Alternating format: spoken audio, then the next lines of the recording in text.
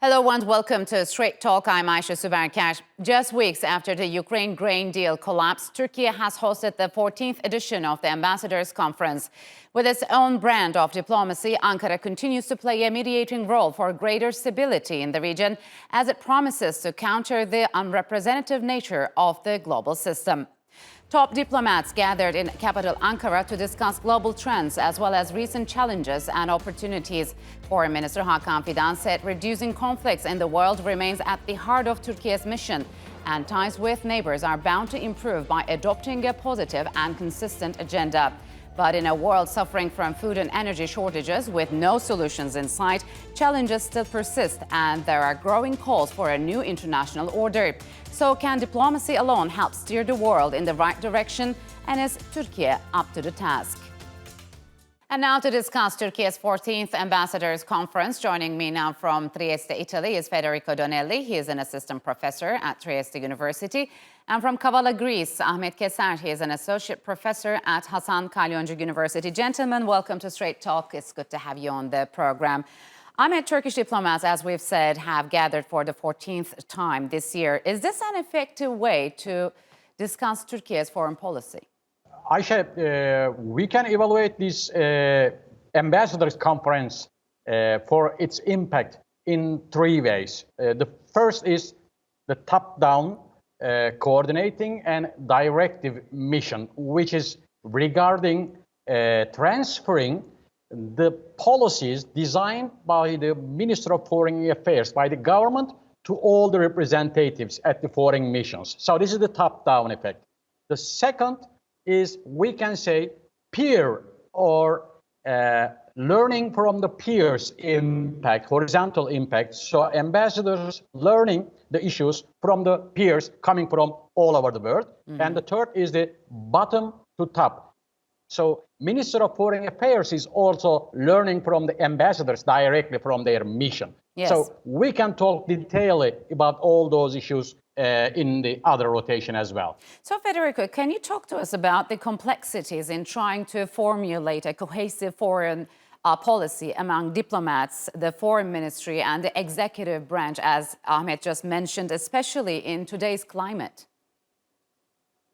Yeah, today is even more difficult than before because we know how the regional issue and specifically also the international context is changing, is transforming. And also for Turkey, it's important to find a place, to find the right role.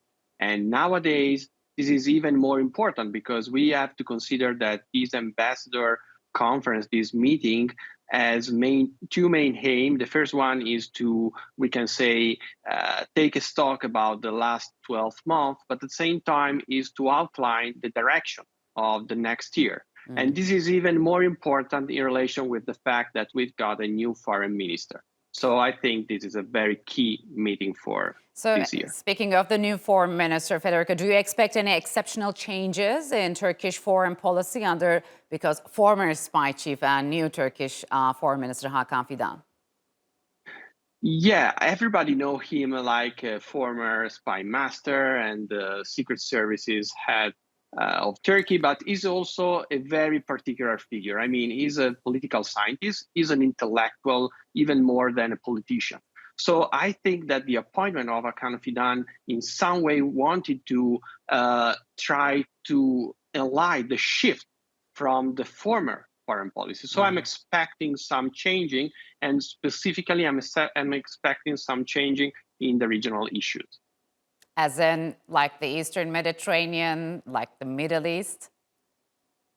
Yeah, we know that he's one of the guys behind the normalization process with the Gulf states. He's a very important figure in that sense. So, Ahmet, with over 250 diplomatic and consular missions, Turkiye is the fifth largest diplomatic fifth largest diplomatic network globally. So, is Turkiye too involved? Is Turkish foreign policy sometimes overstretched? That is a very, very significant point at the moment, Ayşe, because almost in all countries, Turkey has a diplomatic mission. So Turkey has an opportunity for direct coordination and for direct diplomatic relations. For example, in Africa, we see that the governments are changing fastly, and their relations with imperial global countries are changing, and they are putting the blame on those countries about the exploitation. And Turkey's foreign policy is totally different from all other these imperial countries. So Turkey is engaging on a win-win type of diplomatic relation, economic relation, trade relation. Yes. And also this experience being gathered from all these experienced ambassadors will reshape and motivate and also revise the foreign policies as well. So Federico, speaking of direct relations, can Turkey keep up its balancing act between Ukraine and Russia, especially after the suspension of grain deal? And has the latest move by Russia hindered Turkey's role as a neutral mediator? I believe that Turkey could be considered the only possible neutral mediator between the West and Russia. So I believe that Turkey will try to keep open all the channels, all the dialogues with Russia and between Russia and Ukraine. And this is very important, not only for Turkey, but this is also important for the Western traditional partners and specifically for the NATO ally. So, Ahmet, following elections, both in Turkey and Greece, leaders of the two countries have sought to de-escalate tensions and vowed to give a fresh start to bilateral relations. How viable is this?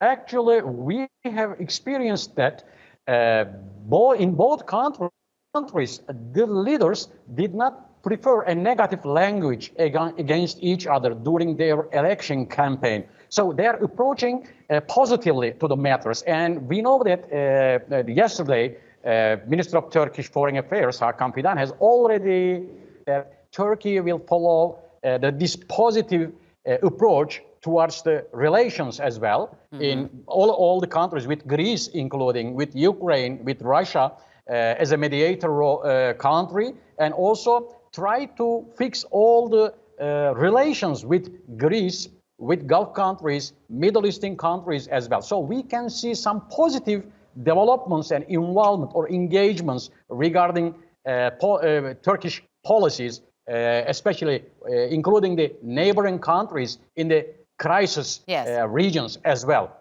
So, Federico, do you expect any genuine normalization between Greece and Turkey? And how is the US's growing military presence in Greece adding strain between the two countries?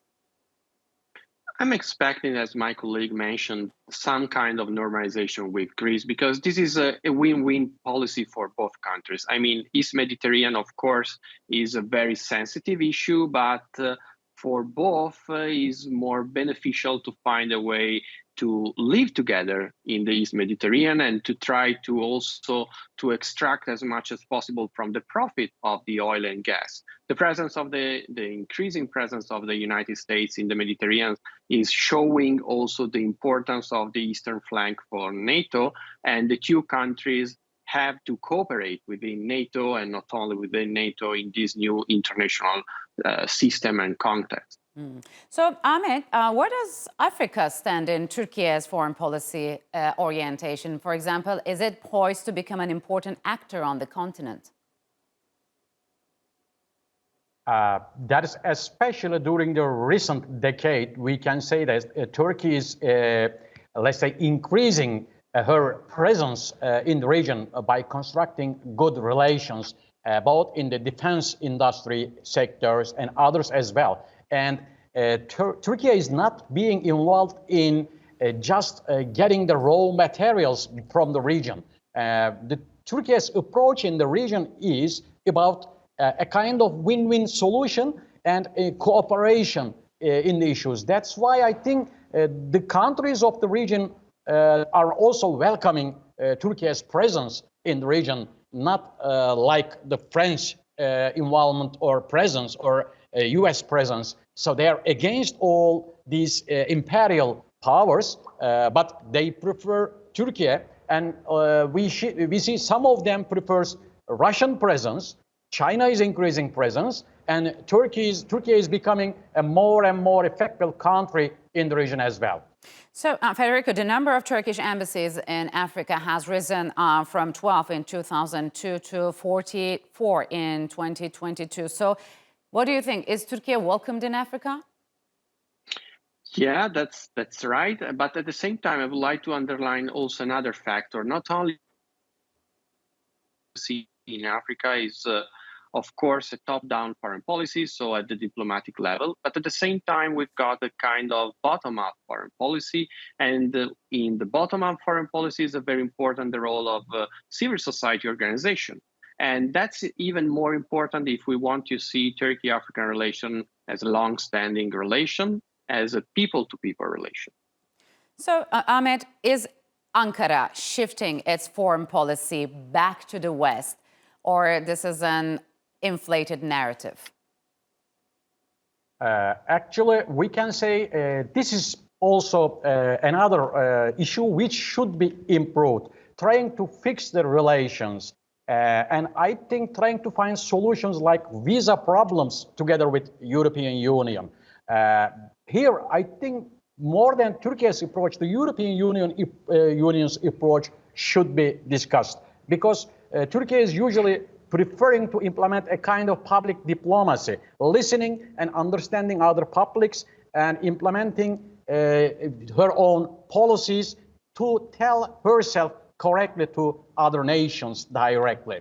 But concerning the West, I think Turkey cannot protect or well explain her position enough. Let's think about the ex-Eastern Bloc countries. They were welcomed easily to European Union, but Turkey is waiting in front of the door for more than 50 years. So I think both sides bilaterally should find a solution for this one during the upcoming months. I think in the autumn there will be negotiations regarding to that one. All right, gentlemen. Unfortunately, we are out of time. Thank you very much for joining me on Straight Talk.